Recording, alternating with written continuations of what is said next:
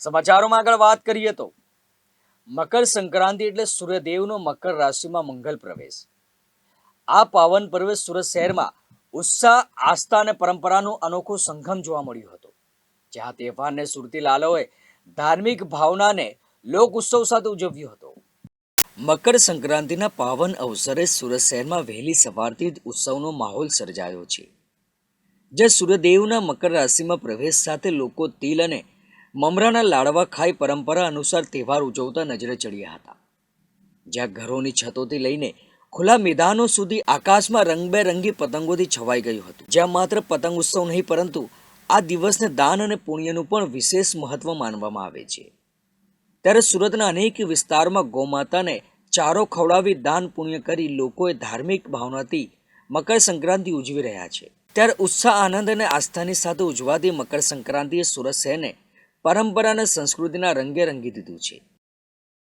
મકર સંક્રાંતિ એટલે સૂર્યદેવનું મકર રાશિમાં મંગલ પ્રવેશ થતો હોય છે, તેને મકર સંક્રાંતિ તરીકે ઉજવવામાં આવતું હોય છે. ત્યારે મકર સંક્રાંતિના દિવસે સુરતી લાલાઓ પતંગ ઉડાવીને મોજ શોખ માનતા હોય છે. ત્યારે કેટલીક જગ્યાએ જે છે દાન પૂન કરવાનું પણ વિશેષ મહત્વ રહ્યું છે. ત્યારે આપણી જોડે કેટલાક યુવાઓ છે, આપણે એમની જોડે વાત કરીને જાણવાનો પ્રયત્ન કરીશું કે જે રીતે મકર સંક્રાંતિના દિવસે દાન કરવાનું પણ વિશેષ મહત્વ રહેલું છે. શું કહેશો? જે આપનું નામ, આપનો પરિચય. મારું નામ વિનોદ પાટીલ છે. હું શ્રી માધવ ગૌશાળાનો ગૌસેવક છું.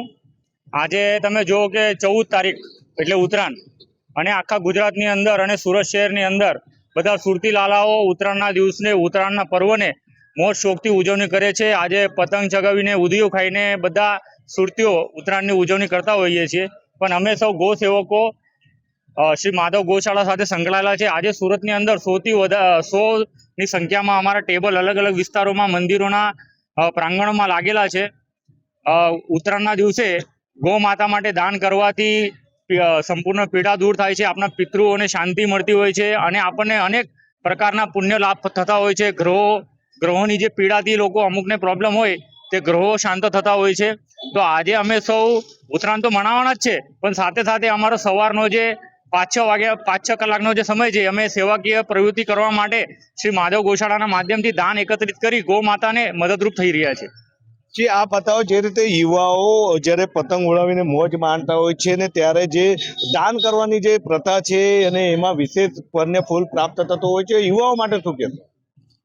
યુવાઓ માટે તો આપણે એમ જ કહી શકાય કે અત્યારે જો આટલા વર્ષથી તો બધા લોકો ઉત્તરાયણ તો કરીએ જ છે, પણ આપણે અત્યારે એક વિશેષ એનામાં એમ કરી શકીએ ભાઈ તમે ઉત્તરાયણ કરો છો તો કરો, પણ એની સાથે સાથે દાન પુણ્ય કરો, એમ કરો, ગૌ માતાની સેવા કરો, એ કરો, દાન દક્ષિણા કરો, તો એનાથી પણ તમને જે ફળ પ્રાપ્ત થાય એનો પણ તમને લાભ થશે. ઘણું બધું કહી છે. જી બિલકુલ, જે રીતે યુવાઓ પતંગ ઉડાવીને મોજ શોખ માણતા હોય છે, ત્યારે જે રીતે યુવાઓ છે એ યુવાઓ કેટલાક ગૌશાળાના જે ટેબલો લઈને બેસતા હોય છે ને ત્યાં દાન પૂન કરવામાં આવતું હોય છે, અને દાન પૂન કરવાથી વિશેષ ફળ પણ પ્રાપ્ત થતું હોય છે. તે રીતની પણ માન્યતા સુરતી લાલાઓમાં જોવા મળી રહી છે. આનંદ ગુરવ, સુરત.